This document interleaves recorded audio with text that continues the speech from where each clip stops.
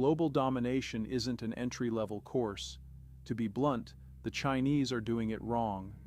Building and maintaining a truly global system isn't something any old empire can even attempt.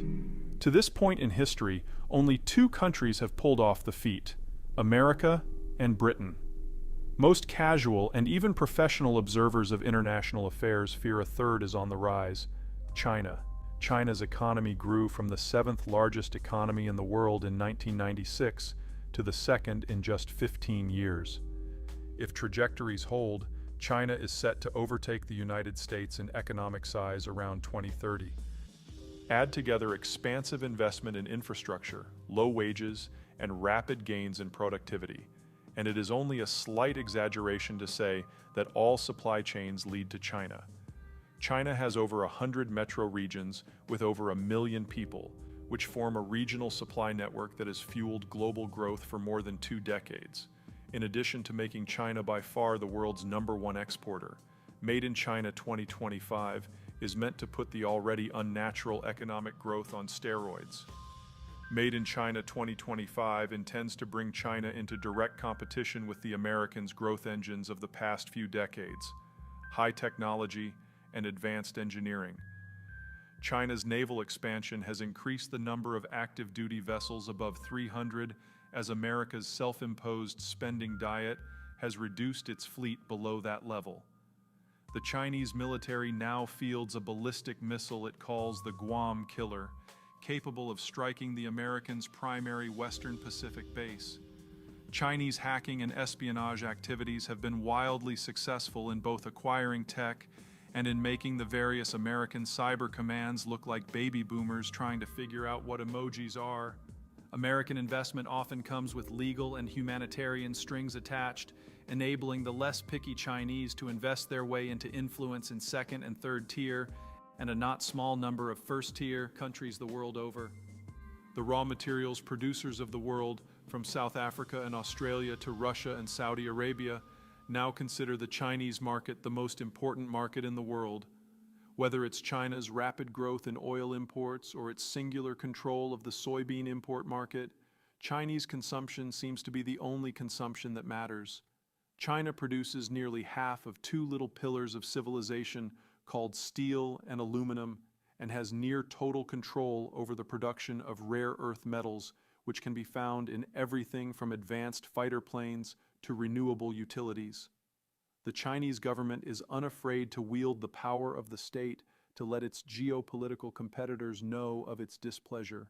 In recent years, it has limited the outflow of tourists and rare earth metals, as well as limiting the inflow of soy and steel. China, it would seem, holds all the cards. Such sentiment isn't simply wrong, but hilariously so. Global domination isn't an entry-level course. To be blunt, the Chinese are doing it wrong. The American system of global management can be summed up as entice everyone to be on your team. Sufficient allure to draw everyone to your global system is not easily attained. The American order is in essence based on bribes. Think of the American management strategy as having 4 carrots of success. Carrot 1. Ensure physical security for all. The order's primary benefit was absolute security for every country.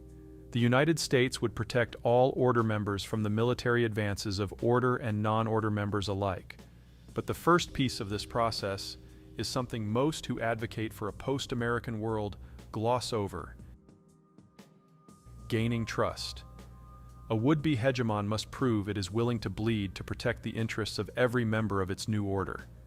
The reason the Americans became entangled in wars in Korea and Vietnam was less to stop the march of communism than to convince America's allies that the country would never step away from a fight to protect their interests. The 2 Asian wars were primarily fought to keep Japan and France in America's coalition, Japan being concerned that there would be no American footprint on the Asian mainland without South Korea, and France being Vietnam's former colonial master. Anyone who wants to guarantee the security of others must first convince those others that such protection includes protection from the new would-be hegemon itself. As distrusted as the Americans may be around the world, they are still the only significant power that most want defending them. The reason is simple. The Americans are not their neighbors. Except for Mexico and Canada, the Americans border none of their wards. Such distance means any historical bad blood between the Americans and others is fairly thin. Few countries have ever faced an American occupation. Such is most certainly not the case for the Chinese. In contrast to the Americans, who have only been around since 1776, and in a strategically significant sense, since about 1895, the Chinese enjoy showcasing their millennia of history. Yes, such cultural longevity is an accomplishment worth celebrating, but also opens a trap. The Chinese have had a long time to burn bridges and ring themselves with enmities. The Americans have had meaningful long-term issues only with Canada and Mexico, countries with which it, by Chinese standards, enjoys cordial relations. Whenever the northern Chinese have ever consolidated sufficiently to invade someone, the first direction they've marched is toward the Korean peninsula. But the Koreans are no longer pushovers. In the 21st century, the peninsula is bristling with soldiers and nuclear weapons. There's no military walkover here. Taiwan's hostility to mainland China long predates the Chinese Civil War of the 1920s to 1950s. The island of Formosa has long served as either a redoubt for this or that Chinese dynasty, or a rebel or warlord force, or as a power center in its own right. Today, it is both.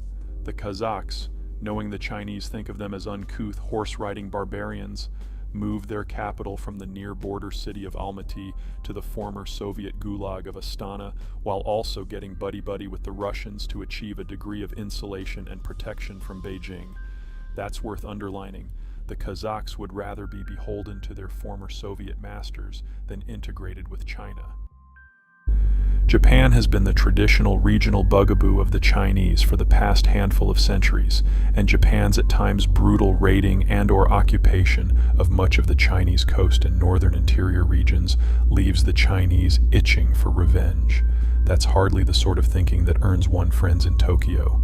India still smarts over territory lost to China under Mao, an experience that prompted New Delhi to develop its nuclear forces and point them at China.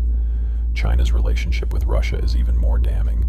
The Russians' 18th and 19th century Asiatic expansions brought the sharp end of Russian power deep into China's business.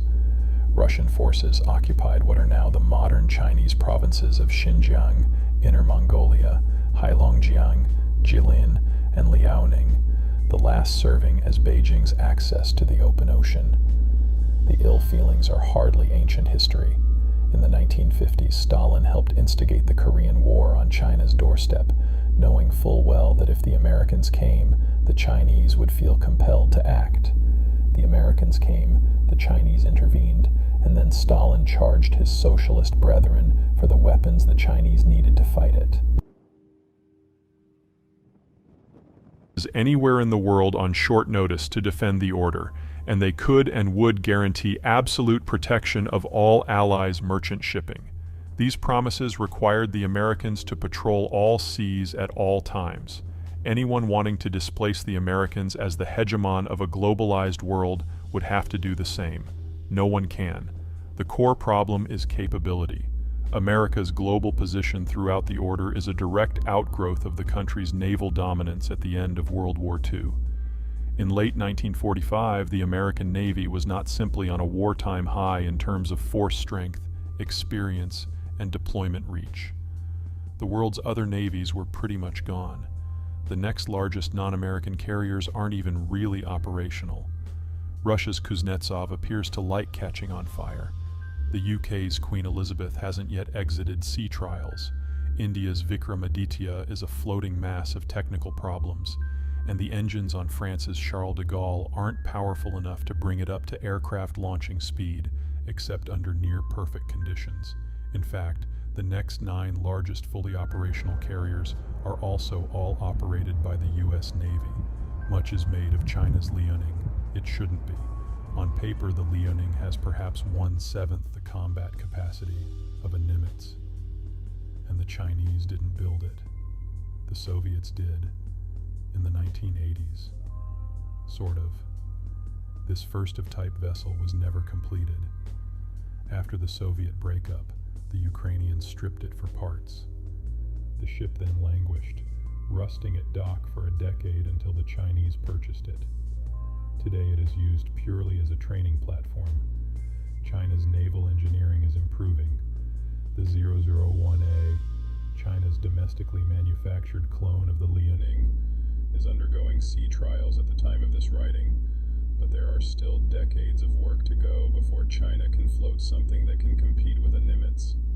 Carrier engineering isn't rocket science. It's a lot harder.